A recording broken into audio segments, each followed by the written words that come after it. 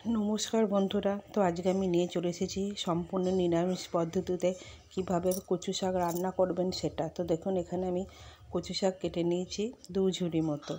এটা যদি আমার বাপের বাড়িতে হচ্ছে, আমার মা রান্না করেছে, আমাদের রান্না পূজা আছে সেখানে। তো আপনাদের সঙ্গে সেটাই আমি শেয়ার করছি যে কীভাবে সম্পূর্ণ নিরামিষ পদ্ধতিতে কচু শাক রান্না করা হয়, কোনো রকম মাছ ছাড়া। তো এখানে নারকেল দেওয়া হবে। তো যাই হোক, কচু শাকগুলো প্রথমে সেদ্ধ করতে দেওয়া হয়েছে কুকারে। তো যেহেতু অনেকটা কচু শাক, তাই 2টো কুকারে সেদ্ধ করতে দেওয়া হয়েছে। তোমরা চাইলে কোনো ডেচকি বা হাঁড়িতেও সেদ্ধ করতে পারো। তো দেখো, কচু শাকগুলো সেদ্ধ হয়ে গেছে। তো সেদ্ধ হওয়ার পর কইটুকু হয়ে গেছে দেখো। তো কচু শাকটা সেদ্ধ হওয়ার পর ভালো করে গরম অবস্থাতেই হাতে করে স্ম্যাশ করতে হবে।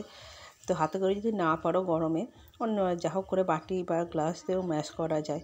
তো যাই হোক, তো কচু শাকটা স্ম্যাশ করা হয়ে গেছে। এরপর কড়াইয়ে তেল দেওয়া হয়েছে আর তার সাথে জিরে ফোড়ন দেওয়া হয়েছে। এখানে কোনো রকম লঙ্কার ব্যবহার করা হয়নি বা করা হয় না, আমার যতদূর জানা আছে। এই হচ্ছে কচু শাক, আর এর মধ্যে আছে দুধ আর পোস্ত একসঙ্গে বেটে রাখা হয়েছে।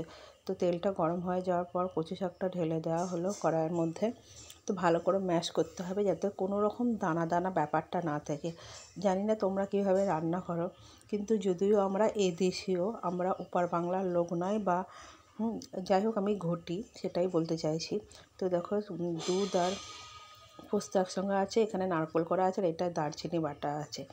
তো এরপর কচু শাকটা দেওয়ার পর নুন মিষ্টি সব দেওয়া হয়েছে। এর ওপর দিয়ে নারকেল করা দেওয়া হয়েছে, একটা গোটা বড় নারকেল দেওয়া হচ্ছে।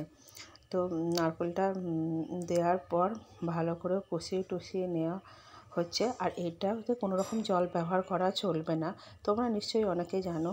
যাই হোক, এটাতে কোনো রকম জল ব্যবহার করা চলবে না। এরপর পোস্ত আর দুধ একসঙ্গে দিয়ে দেওয়া হলো। তো কোনো রকম জল ব্যবহার করা চলবে না এর মধ্যে, কারণ এই যে পোস্ত, দুধ বা এই কচু শাকের নিজস্ব একটা জল আছে, সেটাতেই রান্নাটা হয়ে যাবে। আর কোনো রকম ঢাকা চাপাও দেওয়া চলবে না। তো এর মধ্যে নুন, পরিমাণ মতো মিষ্টি দিয়ে দেওয়া হয়েছে। তো একভাবে এটাকে ভালো করে কষাতে হবে, আর কোনো রকম যেন কোনো দানা দানা ব্যাপারটা না থাকে, তাই ভালো করে হাতে করে চটকে নিতে হবে। তো একভাবে কষিয়ে কষিয়ে কষিয়ে কষিয়ে এটাকে রান্না করতে হবে।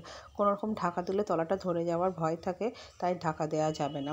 তো এরপর দেওয়া হচ্ছে দারচিনি বাটা।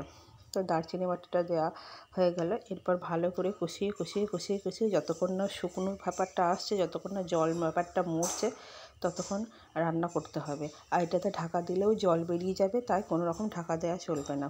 তো ভালো করে কষিয়ে রান্না করতে হবে। তো তোমরা কে কে কচু শাক খেতে ভালোবাসো সেটা অবশ্যই জানাবে, আর কে কে এইরকমভাবে রান্না করো সেটাও অবশ্যই জানাবে। আর কার কার বাড়িতে রান্না পূজা আছে সেটাও অবশ্যই আমাকে কমেন্টে জানাবে। আর কে কে কচু শাকে ইলিশ মাছের মাথা দিয়ে খেতে ভালোবাসে সেটাও অবশ্যই জানাবে। যেহেতু আমাদের বছরে একবারই কচু শাক হয় এই রান্না পুজোতে, তাই আমার ভীষণ ভালো লাগে খেতে। তো এই হচ্ছে ফাইনাল লুক। তোমাদের কেমন লাগলো অবশ্যই ভিডিওটা জানাবে।